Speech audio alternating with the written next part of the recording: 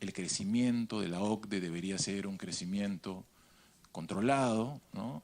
Que la organización quizás no está en condiciones de llevar adelante la incorporación de los 6 países que están en carrera, y vale acá recordar que hay 6 países que han presentado formalmente su deseo de incorporación, 3 países latinoamericanos, el Perú, Argentina y Brasil, y 3 países europeos, que son Rumanía, Bulgaria y Croacia, ¿no?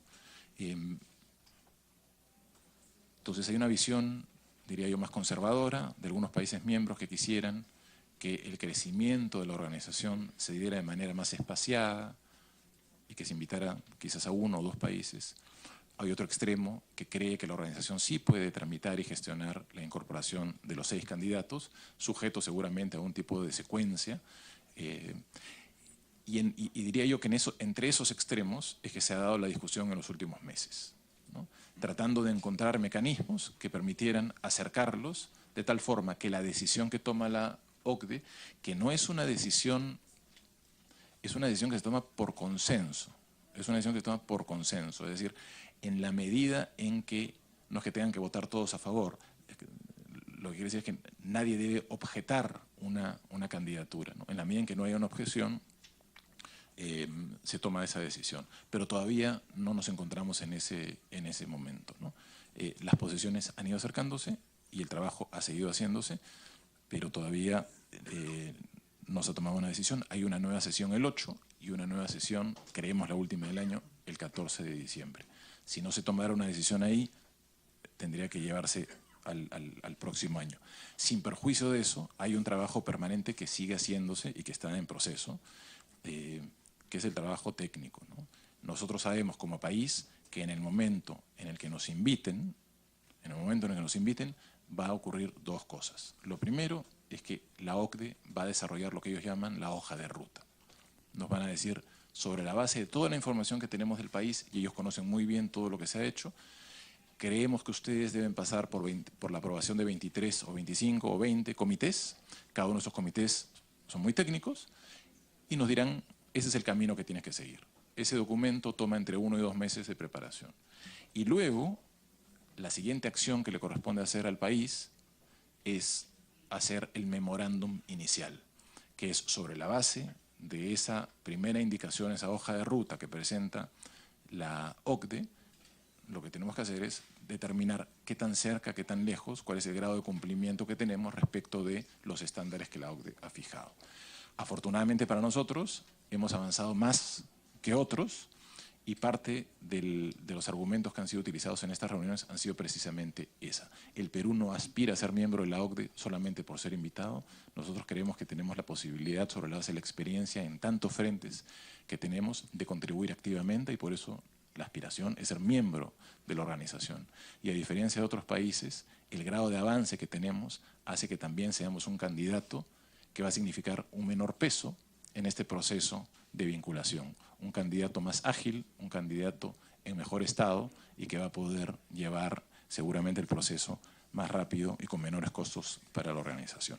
Ese es un resumen de dónde estamos y quedo a disposición de todos ustedes para las preguntas que quieran hacer. Le damos las gracias al señor Enrique Felices por la exposición. Y ofrecemos el uso de la palabra para los señores congresistas, no sin antes invitar a la mesa a los 2 miembros del comité consultivo, al señor Carlos Hamann y al señor Juan Carlos Ramírez, para que puedan, por favor, acompañarnos también en la mesa. Le damos la palabra a la congresista Luz Salgado. Gracias, presidenta. Saludando la presencia de la primera ministra Mercedes Flores Arauz, a los distinguidos invitados, al señor Enrique Felices, a su equipo técnico que lo acompaña, que fue el mismo que vi en París y de lo cual me alegra que continúe en este esfuerzo.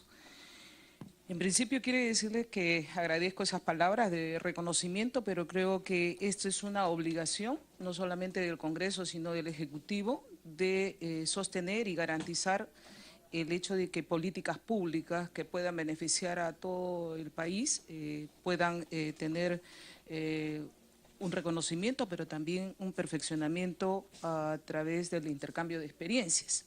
Siempre lo dijimos, estar en la OCDE no es solamente por estar como invitados, sino porque esto va a permitir mejorar las condiciones de vida de todo nuestro pueblo. O sea, queremos que políticas públicas bien aplicadas sirvan de mejor sistema de salud, mejor cobertura de educación, mejor cobertura de lucha contra la corrupción, que es lo que también podríamos obtener de este intercambio de experiencias y de intercambio de herramientas técnicas que también nos permitan ver con mayor acuciosidad cómo se lucha contra la corrupción ante organismos internacionales, ante empresas multinacionales que son difíciles de controlar por un solo país. En cambio, si tenemos el know-how y la experiencia de otros países en esta lucha, nos van a advertir más rápidamente, mira, no te metas con tal empresa o ponle tales candados para que no puedan tener estos graves problemas que nosotros estamos afrontando en el momento. Por eso, señora Presidenta, para mí es una obligación que tiene el Congreso y eso lo demostramos en nuestra visita en París, cuando tuvimos la reunión con 18 o 19 embajadas, casi a las que llegamos en un tiempo récord, a demostrarles que en esta tarea estamos juntos, legislativo y ejecutivo.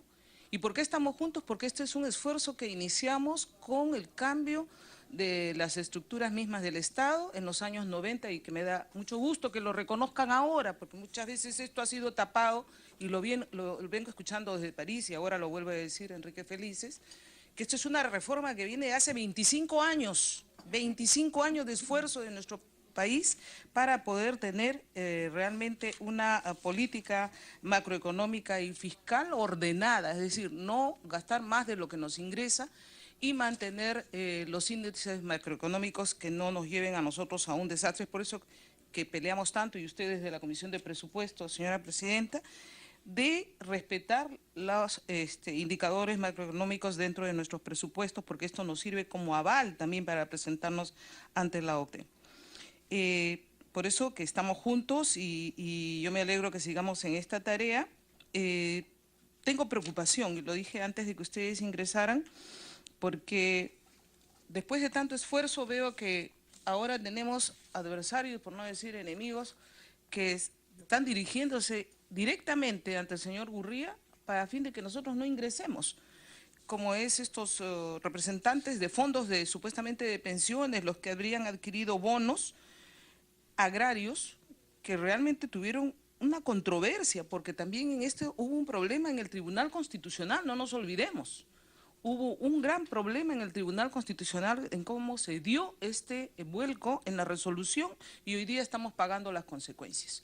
Es decir, bonos que fueron otorgados en una etapa también muy difícil, en la época, si no me equivoco, de gobierno de Velasco Alvarado, si no me equivoco fue, que quedaron en pagar, lógicamente, a quienes habían sido expropiados de sus tierras. Sin embargo, estos verdaderos dueños han vendido a precio regalado y estos han sido adquiridos por, sabemos, a través en algunos casos de estudios de abogados que hicieron el gran negocio en comprarles a estos agricultores que veían ya perdido estos bonos a precios que no tienen punto de comparación, y a su vez estos han vendido a extranjeros y ahora resulta que estos extranjeros son los que nos están poniendo los problemas en la OCDE. Eso quisiera que nos expliquen, por favor, la doctora Mercedes Arauz o el señor Enrique Felices, cómo vamos a contrarrestar esto, porque tanto esfuerzo que hemos realizado, seguimos realizando en cumplir el marco, en estar en las diferentes reuniones, en los grupos de trabajo, porque ahora están participando más de los grupos de trabajo. Antes participábamos con un grupo pequeño, creo que ahora hay un grupo mucho más sólido, técnico, que está permanentemente en París. Esto le cuesta al país. Estamos haciendo todos los esfuerzos para participar de esos grupos de trabajo, de ponernos al día, de cumplir con las diferentes, qué sé yo, ¿cómo le llaman? Acuerdos que se van compromisos, ¿no?, que se van adquiriendo. Y resulta que ahora tenemos una gran traba, ¿no? Entonces, ¿qué estamos haciendo por eso? Y además, ¿cómo nos va en estos grupos de trabajo? ¿Cómo hemos avanzado de lo que estábamos antes? ¿En cuántos más estamos participando? cómo se ve la presencia del grupo técnico que está en esta tarea, ¿no? Y cierto que es difícil competir contra Argentina porque va a presidir el grupo de los 20. Cierto que es difícil competir contra Brasil por el tamaño de su economía, lo que representa Brasil. Frente a Brasil somos un país pequeñito, pero sí estamos encima de Rumanía, Bulgaria y Croacia, que yo sepa. El tema es que ellos también quieren ingresar latinoamericanos y europeos, porque es una organización europea. Entonces, tenemos no tan fácil el camino, pero quisiera que nos responda, señora presidenta, al respecto, sobre todo la gran preocupación que tengo de este documento que nos ha llegado entre ayer y hoy día nada más. Gracias. Gracias, congresista. ¿Algún otro señor congresista que desea hacer el uso de la palabra? Esperamos que participen todos para que pueda respondernos. ¿Algún otro congresista? Congresista Lescano. Presidenta, muchas gracias. Colegas, distinguidos invitados, yo llegué un poquito tarde, hemos estado en la Comisión de Constitución y en la Comisión de Defensa del Consumidor, por eso mi retraso. Yo quisiera hacer una pregunta, señora presidenta. Como se sabe, el Perú está atravesando momentos difíciles desde el punto de vista económico, porque vemos empresas que se han visto involucradas en actos de corrupción, ¿no? Los principales directivos de 4 empresas importantes del Perú están ahora encarcelados. Y obviamente esto se conoce en todo el mundo por las comunicaciones y la información que llega al minuto. Entonces la pregunta es, ¿esto cómo impacta en el deseo del Perú de ser parte de la OCDE? Porque aquí vemos, por ejemplo, temáticas que tienen que ver con la gobernanza, la institucionalidad y la lucha contra la corrupción. Y en los avances de los 19 estudios y proyectos no aparece que se haya avanzado mucho en el Perú sobre esto, o considera la OCDE que no se ha avanzado en esto. Entonces, ¿cuál es el impacto que se tiene en estos hechos que estamos viendo? Que obviamente hay expresidentes acusados y requisitoriados por la justicia, ministros de Estados, parlamentarios andinos, que eso obviamente debilita la institucionalidad del país porque la corrupción se ha penetrado fuertemente. Esta mañana hemos conocido de un alcalde de un municipio involucrados en mafias que trabajaban para lucrarse ilícitamente. Entonces, ¿cómo esto impacta en la OCDE? Porque tiene que haber algún impacto, alguna evaluación, alguna situación que sea obviamente de preocupación de la OCDE. Y repito, la situación de las empresas también involucradas, ¿no? Y aquí 2 puntos importantes, repito, es institucionalidad y gobernanza, y además lucha contra la corrupción. Eso tiene que ser de alguna manera motivo de preocupación. Eso van a evaluar, no van a evaluar, cómo enfrentar eso, qué decir, qué tiene que hacer el Perú, porque todos no están contaminados, pero sí hay una profunda penetración de la corrupción en todas las instancias de la institucionalidad del Perú y obviamente en la clase empresarial, que está demostrado que está también penetrado e infectado por la corrupción. Y la OCDE pone énfasis precisamente en estos temas. Entonces, ¿qué se debe hacer y qué impacto va a tener estos hechos? Gracias, señora presidenta. Gracias, congresista. ¿Algún otro señor congresista que desea hacer el uso de la palabra? Yo tengo algunas preguntas. Primero que nada, quiero decir, ya que ha habido un cambio en la presidencia de la comisión, de que esta comisión está para apoyar la inclusión del Perú en la OCDE, que ese acompañamiento y ese apoyo continuará, que es parte de las decisiones, en este caso, de nuestra bancada, pero estoy segura también de parte de la bancada a la que pertenecen los demás miembros de esta comisión. Es un objetivo conjunto, es un objetivo país que nosotros acompañamos y apoyamos. Y seguiremos haciéndolo durante todo el tiempo de acompañamiento. Esta comisión tiene básicamente por función el acompañar y apoyar al Ejecutivo y en el país lo que significa la inclusión del Perú en la OCDE. Dicho esto, quisiera también señalar que había informado antes que llegaran que en esa función de acompañamiento hemos pedido información a todos los ministerios para que nos digan cuáles son las acciones que han tomado justamente con ese objetivo. Hay 8 ministerios que se encuentran pendientes de responder a lo solicitado. Han pasado más de 3 meses desde la solicitud.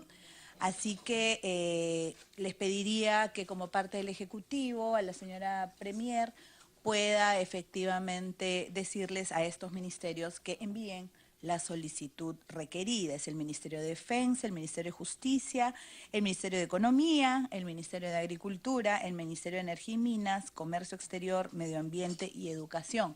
Ministerios además que están muy vinculados a los objetivos de la OCDE. Luego de eso, hacer algunas preguntas concretas para tener una idea de cuánto tiempo es el requerido o que se podría requerir para poder ser incluidos, no como invitados, sino como miembros de la OCDE. Nos han informado que en todos estos años solo se ha incluido a un miembro más, por lo que no sé si me equivoco, ¿no? Que actualmente son 33, empezó con 32, y quisiera saber cuánto tiempo se demoró ese único miembro en ingresar, desde cuando empezó el proceso hasta que logró ingresar a la OCDE y si tienen la información, qué país es del que estamos hablando. Igualmente, se nos ha indicado que hay 5 socios estratégicos que desde hace ya bastante tiempo están siendo socios estratégicos. Me imagino que estos socios estratégicos tendrán como objetivo ingresar como miembros plenos a la OCDE. Y desde cuándo están en este proceso y más o menos si sabemos cuáles son las razones por las que no han sido incluidos, para tener una idea de cuál es el camino que tenemos que recorrer, porque me imagino ellos ya lo recorrieron antes que nosotros. Igualmente, tenemos, insisto, nos han dicho que se ha avanzado en 16 de los 19 estudios y me imagino que habrán dado un diagnóstico. ¿Cuál es ese diagnóstico de cada sector y qué problemas se han encontrado para poder ir en los lineamientos de la OCDE o cuáles las fortalezas que tenemos, las debilidades y las fortalezas que se han encontrado en esos 16 de los 19 estudios para tener una idea de cómo va este camino que sabemos que es largo, sabemos que no es inmediato, sabemos igualmente que depende de muchos factores, no solamente del hecho que nosotros estemos listos, sino de la decisión que tomen estos 33 miembros de querer aceptar y de abrir de alguna manera la cancha para que pudieran ingresar nuevos países. Sin embargo, ese momento puede llegar, me imagino, en cualquier momento y hay que estar listos y preparados para asumir el gran reto que sería convertirnos en miembros de la OCDE, porque no solamente traerá beneficios para el pueblo peruano, sino muchísimos retos que debemos de cumplir para poder ser miembros de la OCDE. Le voy a dar el uso de la palabra a la señora Premier para que pueda absolver, o al señor Felices, como ella guste, para absolver las interrogantes de los señores congresistas. Muchísimas gracias, señora presidenta, y en el buen espacio de diálogo que nos abre este comité, porque es real, el proceso desde su conformación ha sido el de apoyar esa posibilidad de ser invitados a ser parte de la OCDE. Entonces creo que hay que resaltar este trabajo conjunto porque hay una vocación de trabajo conjunto y eso es muy valioso. Quiero contestar algunas de las preguntas que creo que son valiosas, después le pediré a Enrique Felices que complemente. En el caso de esta cosa que ha aparecido en la prensa con referencia a Gramercy. Gramercy es una institución que juega de una manera sucia, que continuamente anda amenazando el país con este tipo de cosas, usando diferentes instrumentos, y esto ya lo hemos visto en otras partes con otros países, o sea, no es una novedad, es una empresa de los que llaman fondos buitres, en realidad, en su comportamiento. El Ministerio de Economía y Finanzas continúa trabajando en el proceso administrativo para la verificación, registro, valoración y pago de los bonos de la reforma agraria. Como bien dijo la congresista Salgado, los bonos de la reforma agraria son instrumentos físicos al portador proporcionados hace casi medio siglo en compensación por tierra en el Perú en moneda peruana y sujetos solamente a la ley y jurisdicción peruana. A diferencia de algunos bonos contemporáneos, no fueron ofrecidos públicamente, listados en una bolsa o emitidos en mercado extranjero, ¿okay? Ni en Estados Unidos ni en ningún lugar. Ni siquiera están sujetos, por lo tanto, a leyes o tribunales extranjeros, solamente están a nuestra propia legislación. Como tal, años de cambio de divisas e hiperinflación dieron lugar a la incertidumbre sobre el estado legal y el valor de los bonos. Pero como tal, hubo un proceso que se trabajó, y lo ha dicho la congresista correctamente, luego de estos años de incertidumbre, el Tribunal Constitucional ordenó en los últimos años un proceso administrativo y una metodología de valoración. El Perú adoptó decretos y estableció el proceso administrativo para los bonistas. A medida que avanzó el proceso, el Perú adoptó decretos adicionales y este año en relación a los pasos finales del proceso y la metodología de valoración que culminó con el Decreto Supremo número 242/2017 EF del 19 de agosto del 2017. ¿Y cuáles son los pasos que incluye ese proceso? Verificación. Los bonistas pueden presentar sus bonos para la autentificación de los instrumentos físicos y el registro de los procesos administrativos. Valoración. Los bonistas registrados pueden solicitar una valoración de los bonos conforme a la metodología para determinar el valor actual de los bonos de la reforma agraria de acuerdo con la ley aplicable, y los bonistas también pueden calcular el valor en función a la información pública disponible. Y en términos de pago, los bonistas pueden elegir varias formas de pago, incluidos bonos soberanos. Los bonistas pueden participar en el proceso para los bonistas y la información sobre este proceso está públicamente difundida a través de la página web del Ministerio de Economía y Finanzas, que es www.mef.gov.pe/BDA. Ahora, hablando de este fondo de inversión de los Estados Unidos, alega que adquirió bonos de reforma agraria años antes de que hubiera certeza legal con respecto a los bonos y su valoración. Y Gramercy podría estar participando de este proceso administrativo para obtener el retorno de los bonos que tenga, pero en vez de hacer eso, Gramercy eligió renunciar al proceso local y notificar una controversia bajo convenio internacional para su beneficio propio.